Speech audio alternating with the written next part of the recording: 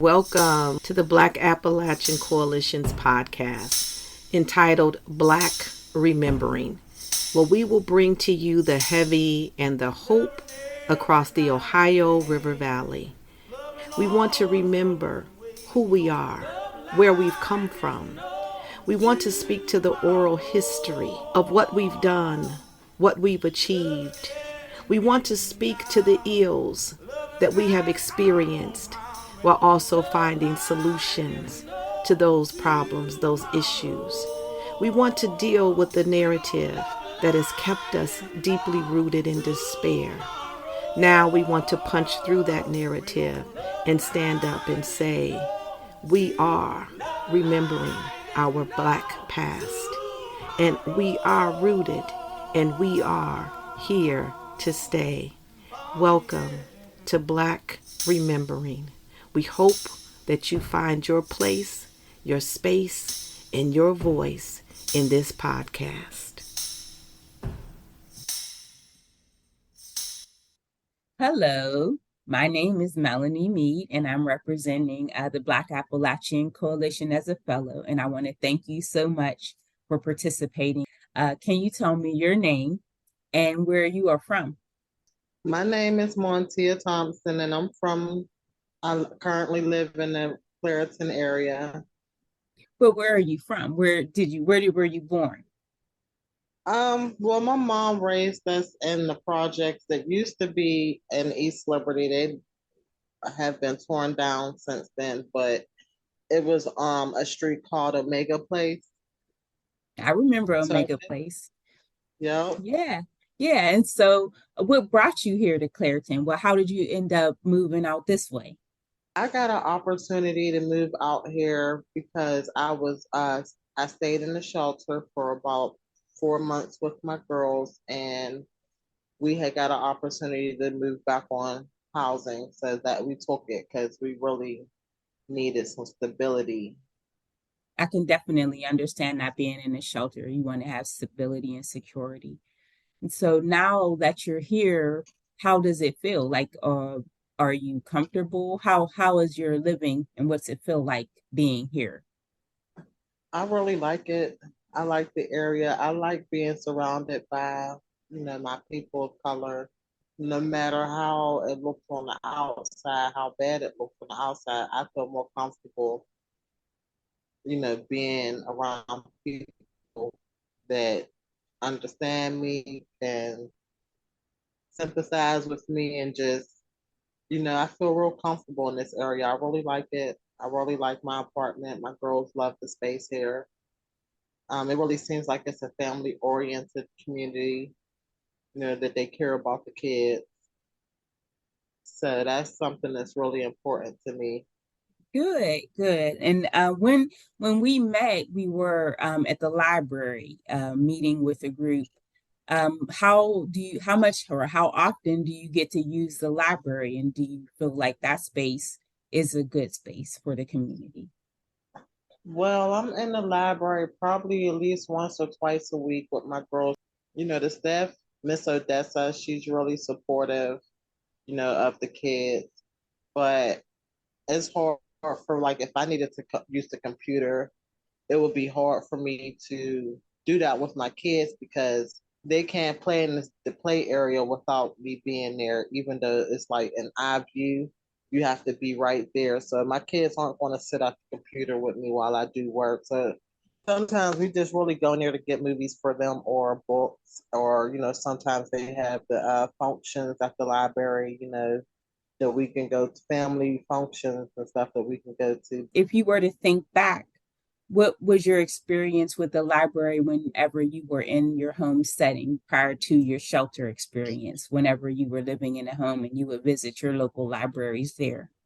It seemed like they had more activities for the kids. It was more, welcoming for the kids. So I don't know if it's just within the community. A lot of parents aren't in the library with their kids. Like sometimes I see the kids in there by themselves, like when they're coming from school and stuff. But the other libraries I went to, it just seemed like their kid space was more used. It was just Mhm. more utilized, and it was more, I guess, a lot more kids, a lot more parents, a lot more things to do. Maybe they just need some help with bringing in the community to the library so that they can have a reason to utilize the space. Maybe they feel like, they don't have enough people coming in. Now, what was your experience like as a child using the library? How did you feel whenever you would go into the library? Like, what are some memories you might have or want to share? I always had a passion for reading and writing. I don't remember my mom ever taking us to the library, but I do remember having access to it once I was old enough to travel and do things on my own. So I don't know, maybe my mom just introduced me to books and stuff when I was younger and I just can't remember it, but I definitely know, remember having a love for writing and reading and going on my own as a young adult, to the library to read or to research. So, what would you like to see in our community for the youth, and not just specifically with the library, but just in general? I don't think, in a sense, that we are like denied anything. One thing that I would like to see is our men, whether it's our older men or our younger men, and even our women in the community, our elders, shall I say, doing more public speaking gatherings. You know how, I don't know, you've seen in the movies, um, someone who's like a good public speaker, and it's just out teaching knowledge within the community. You'll see them all huddled around. And you'll see one person just speaking the truth.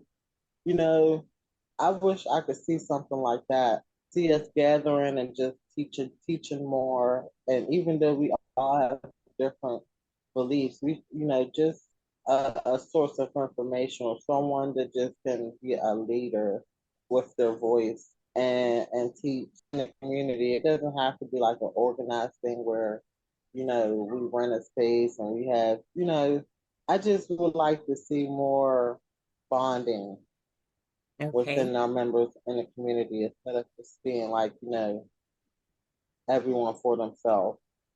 Sure, I understand. And I that sounds like that's very important to you. Is it something that you experienced and grew to accept as you were growing up? Was that something that you had in your community that you could see? You know, it's not something that I experienced. It's something I wish I did experience. Wonderful, wonderful. A lot of things I had to learn on my own. And sometimes that is the best teacher, being having to go through the experiences.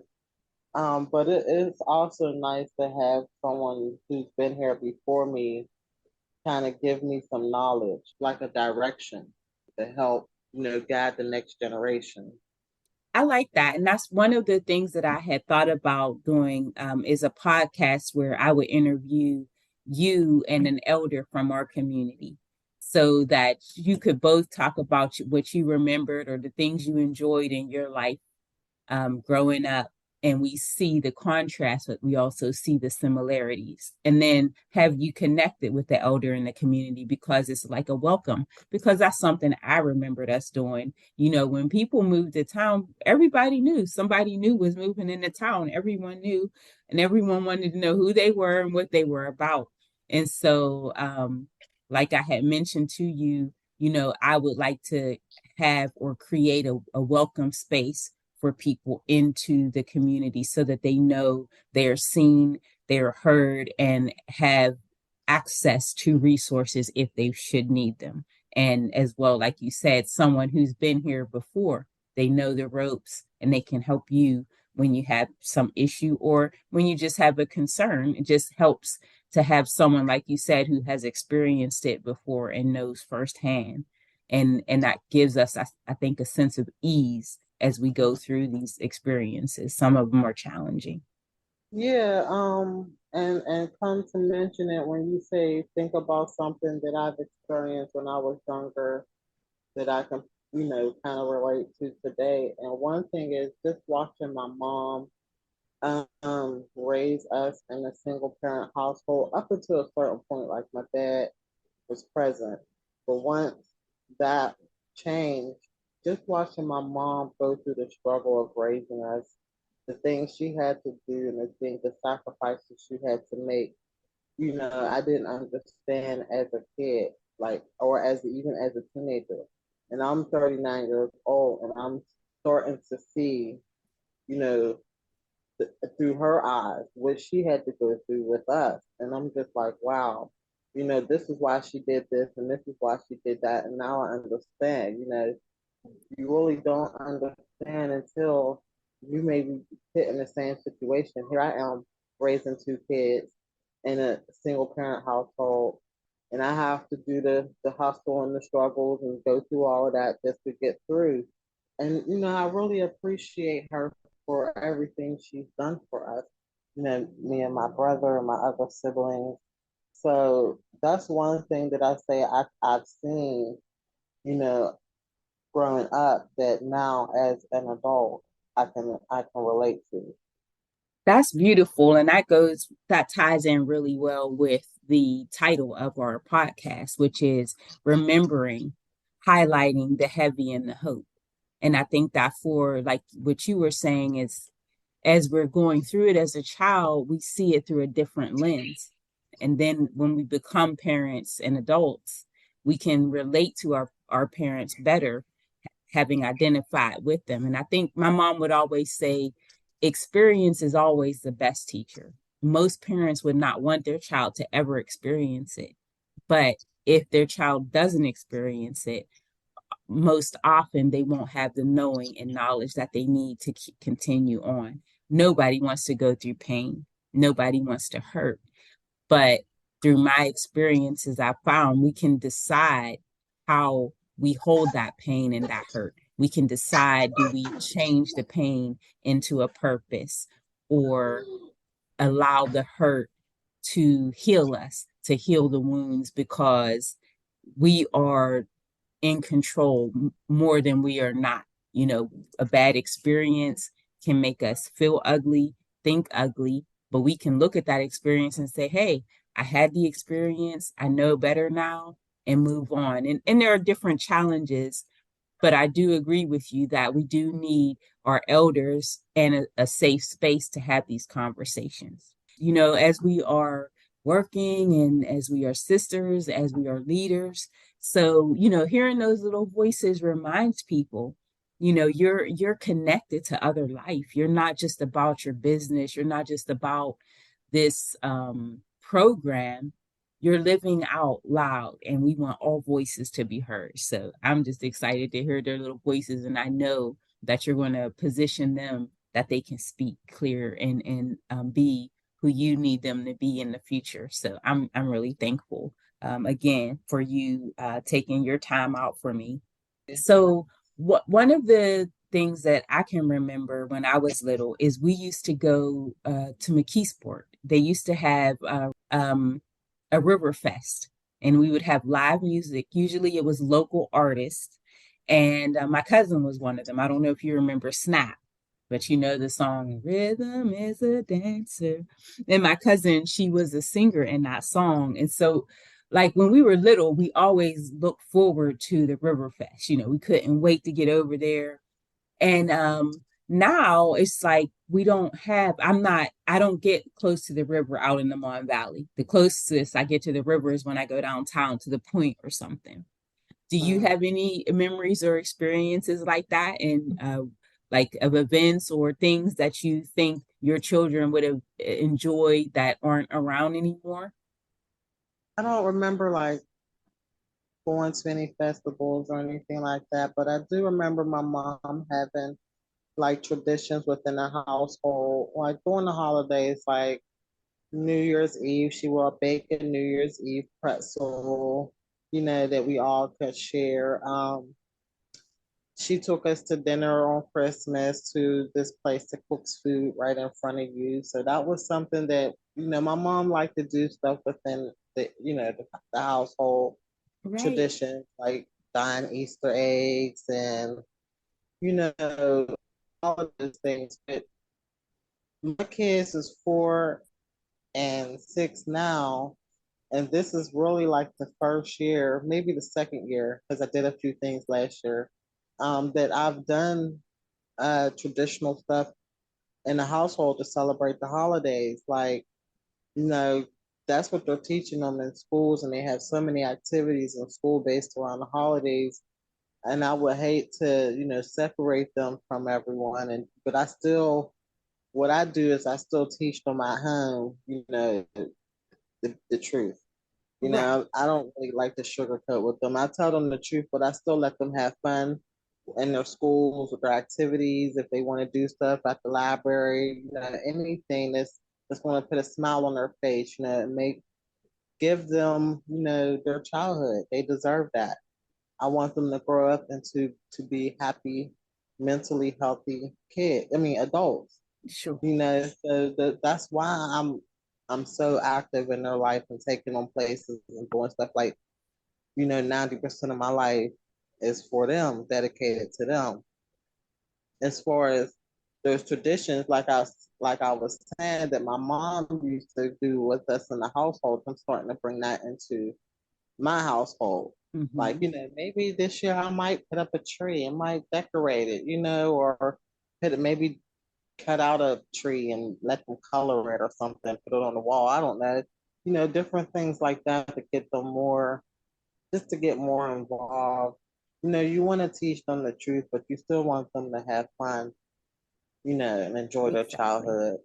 Right, right. And I think I'm like you, I wasn't as mature as you when I had my first child. So I was very adamant and staunch about him not being a part of the tradition. And it drew a wedge between us because he couldn't fit in. The knowledge I had given him didn't allow him to be a child anymore. So I was like taking his childhood. Now with my second child, of course, I do it differently. So I let him enjoy what he wants to enjoy. And when I feel like he's ready or open to hear, I may give or share information about it. But I did learn the hard way, through experience that some children just need, like you said, to allow them to have their fun, to smile, to enjoy that time and that moment without taking away from them their innocence. Yeah, I like that. It's also about the message too, and how the other person is willing to receive. They can only take in so much. They can only see the picture and their version of life. You know what I'm saying? Like, Right. we have experience. We have,